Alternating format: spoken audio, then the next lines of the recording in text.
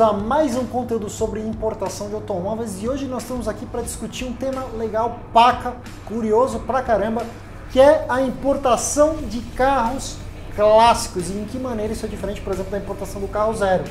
E como de praxe, a gente está aqui com a Toys for Boys, meu amigão Fábio, mais uma vez, Valeu. como sempre. A gente tem um carinho muito grande de procurar o parceiro ideal em cada uma das áreas que a gente fala aqui no programa. Se você está querendo importar qualquer coisa, não deixe de procurar a Toys for Boys.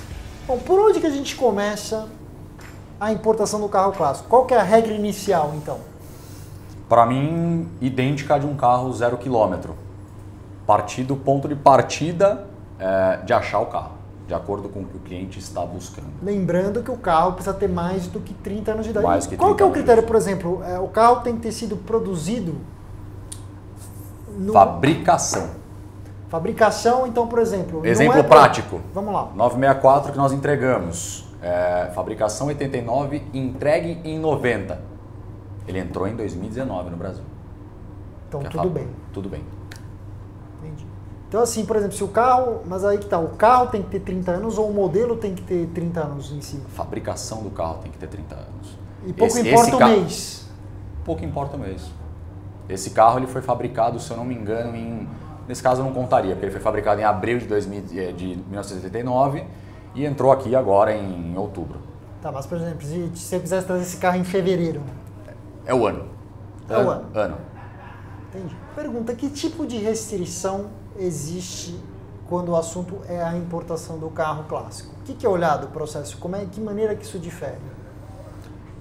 Cara, não difere porque o processo ele é exatamente idêntico ao de um carro zero. Pensando friamente, é o mesmo produto. Para a receita é o mesmo produto, um carro. Então a análise nesse caso é muito mais do carro em si lá fora, para se verificar a integridade do carro, a condição do carro, do que propriamente o processo de importação em si. O processo de importação é exatamente o mesmo. O que eu te faço é o seguinte, porque eu já saquei que a Toys for Boys eu chego com uma demanda e você me presta um serviço concierge, porteira fechada. Concierge. Como é que você faz no caso para apurar que o carro que está lá não é o famoso fubá maquiado? Que você sabe o que eu estou falando. Sim, Aqui sim. assim, não, pega lá, faz a tapeçaria, faz uma funilaria, traz da Wax Boys. Aliás, Wax Boys, obrigado mais uma vez que você deu espaço para nós. gente. Estética, automotiva e amigos por carros, é com a Wax Boys. Aí o cara dá aquela maquiada no pavão e vende como o famoso mosca branca do olho azul. Sim. Como é que você faz para se precaver nesse caso? A gente tem um avaliador, a gente tem um avaliador nos Estados Unidos, a gente tem um avaliador na Europa, que vai ver o carro antes da gente realmente efetivar a compra desse veículo. É feito um laudo extremamente detalhado por essa empresa, né? Onde ele vai listar absolutamente tudo que ele encontrar no carro. Então ele vai fazer fotos, inclusive o laudo contém fotos. É um trabalho bem minucioso para realmente a gente não cair nessa de comprar um carro que não é o que está sendo vendido para a gente. Aquele perigo do carro de neve com um chassi enferrujado. Sim, então ele vai, levanta o carro, vê tudo que tem que ser visto. Assim como é feito aqui, né? Quando vai comprar um carro antigo aqui também se faz isso, né? Você vai olhar exatamente tudo. Esse trabalho é feito lá fora por um parceiro nosso. E aí eu te pergunto uma outra coisa, já que eu estou cavucando o assunto, porque me Vamos, interessa vai. muito por algumas razões. Porque eu entendo uma coisa, quando você vai comprar um carro zero, eu até entendo que a margem de negociação ela é meio mais complicada. Certo? O carro é zero, Tabelado, a mercadoria está lá. Basicamente tabelado. Agora, por exemplo, vamos supor o seguinte, você achou o carro que você queria, puta, é a cor certa, é o jeito certo, mas o carro não está legal. E aí você está provavelmente ou transigindo com um dealer lá fora que está com o carro em estoque, ou até mesmo às vezes com uma pessoa física, não sei. Sim. Como é que funciona a negociação nesse caso? O cara vai lá, faz a avaliação, aí te passa, aí o cliente aqui no Brasil, ele acaba tendo acesso a isso. Como é que funciona esse processo todo? Existe esse bate-bola, essa paredão de tênis aí? O processo ele é muito transparente de ponta a ponta, né? Então, a partir do momento que a gente encontra um carro que o cliente quer, pô, gostei da configuração, quero esse carro, é azul por fora, bege por dentro, tem a roda que eu queria, vai lá ver se o carro está em ordem. Nosso avaliador vai, vê o carro, faz o laudo, passa pra gente, o mesmo laudo é passado para o cliente, ele avalia se ele quer aquele carro ou não. Porque muitas vezes o carro vai ter um detalhezinho aqui, um detalhezinho ali, natural, é um carro com mais de 30 anos ou muito mais, vai ter alguma coisa ou outra, ele decide se ele vai comprar aquele risco ou não, né? Ah, o carro está com, sei lá, um pouquinho de ferrugem ali. Ah, mas eu não me importo. O resto do carro tá tudo certo, chega aqui eu resolvo isso, entendeu? Pergunta que eu te faço. Eu tô na mania da pergunta, né? Para de anunciar que você vai fazer a pergunta. Mas e aí, deixa eu te... Foda, né? Aonde você vai chegar, filha falou da que puta? ficou proibida. Compensa, às vezes, a pessoa trazer o carro para restaurar aqui ou fazer o negócio por lá e trazer o carro completo? Trazer o carro, tipo, tinindo já. É uma conta, sinceramente, que tem que ser vista de acordo com o carro. Não tem uma conta pronta, você concorda? Sim, sim. Um Porsche vai ter um custo, uma Ferrari antiga vai ter outro custo, de restauração lá fora e de restauração aqui. Então essa análise tem que ser feita em conjunto, a gente ajuda, a gente faz... Vamos supor que o cliente, a gente tem o laudo, precisa trocar N peças. O cara fala, vamos ver se vale a pena trocar lá ou trocar aqui? A gente vai ajudar ele na precificação de tudo, inclusive para trazer as peças. Porque você concorda que é um carro que não vai ter peça no Brasil, a pronta entrega? Não, não vai. Não vai. Então a gente vai ter que importar essas peças para ele. Entendeu? O caminho mais fácil, obviamente, é fazer o processo de peça, a parte mecânica, fora e alguma perfumaria aqui dentro. É, porque a brincadeira que eu falo é sempre o seguinte, né? O preço de peça lá fora, você pagar localmente, vale muito a pena, é gol, perto do que custa aqui. Sim. Mas a mão de obra dos caras lá é muito mais cara. Então, Sim. por exemplo, aqui tem gente que assiste o programa que fala assim, meu Deus do céu, porque tal oficina cobra R$250 na hora. Aí o cara descobre que lá nos Estados Unidos, o cara que vai mexer no teu carro, de uma oficina independente, os indie shops, né, que eles Sim. chamam, puta, o cara mais barato é tipo $150 a hora. Por isso que uma análise tem que ser feita a dedo.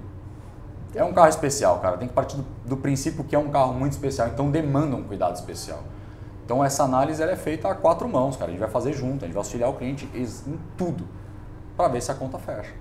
Consigo importar um motor? Quero Consegue. um V8 Remy Consegue. 4, Big Block. Porque a 540 aí do diretor tá meio... O motor tá fazendo hora extra, né? Não era E aí isso. ele quer eu tava botar falando. um V8 CUDA. Não foi com segundas Foi intenções a por aí, pergunta? mas que boa ideia também. Bora. Aproveitando. Eu aposto que vai ser mais barato de manter, viu, Não, gente? eu tava pensando no Supercharger. Quando o assunto é processo, demora mais, menos, é mais complicado, menos complicado para importar o clássico? O processo é exatamente o mesmo. Eu acho que a única parte mais burocrática e que exige um pouquinho mais de tempo realmente é para avaliar o carro. Né? Num carro zero você não tem esse trabalho. O carro acabou de sair, está tudo certo, tudo funcionando. Então, eu diria que é realmente esse tempo de avaliar o carro antes da gente ter o ok do próprio cliente se ele realmente vai querer o carro naquelas condições ou não, se a gente vai partir para um próximo veículo. E se eu tivesse que saber que tipo de cilada ou roubada eu posso me meter na importação de um clássico aí, que é comum acontecer, o que você diria? Onde você quer chegar? Quero saber se, tipo assim, porque no carro zero eu já entendi, subfaturamento de nota, aquela história toda. Existe algo a mais em termos de precauções, ciladas, promessas não realizadas aí que o pessoal costuma cair quando o assunto é importação de clássico? Cara, as ciladas são exatamente as mesmas. A gente está tratando do mesmo produto. Vai ter, e tem muito. E eu acho que no clássico é ainda mais fácil de você margear essa questão do valor, entendeu? Da invoice. Porque o valor de um clássico ele é muito subjetivo. A gente tem um 964 de $30 mil, como a gente tem um 964 de $100 mil anunciado no mesmo site nos Estados Unidos. Depende da condição do carro, depende de N fatores. Então é muito mais fácil você ter essa margem de manobra para tentar, por exemplo, pagar menos imposto no carro, entendeu? O que é um absurdo. Mas no final do dia, se o cara subfaturar, pode tomar o mesmo fumo.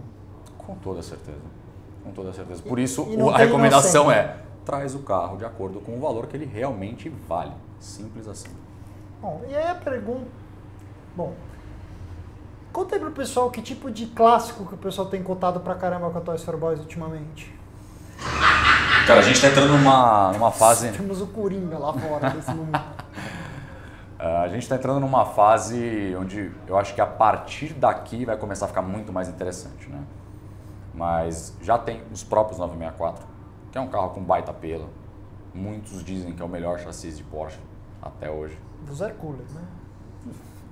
eu vou puxar a sardinha para o carro, e eu falo muito do carro porque para mim é de fato o carro da Porsche. Sim. Isso é um 964H, é? Por um motivo, tá? É a base do Singer. Ah, sim, é verdade. Por esse É a lado, base do Singer. Então, a partir do momento que esses caras entenderam que é o melhor chassi, eu mas só... que não mudou muito pro 993, sendo bem sincero. Ok. Muda a carroceria. Ok. Mas, cara, 964 tem uma demanda por muitos carros até um pouco mais baratos. Eu cotei recentemente uma E28. M5 ou Série 5 normal? Série 5 normal. Série 5 normal. Era uma 528, pode ser? Não lembro exatamente. Pode ser.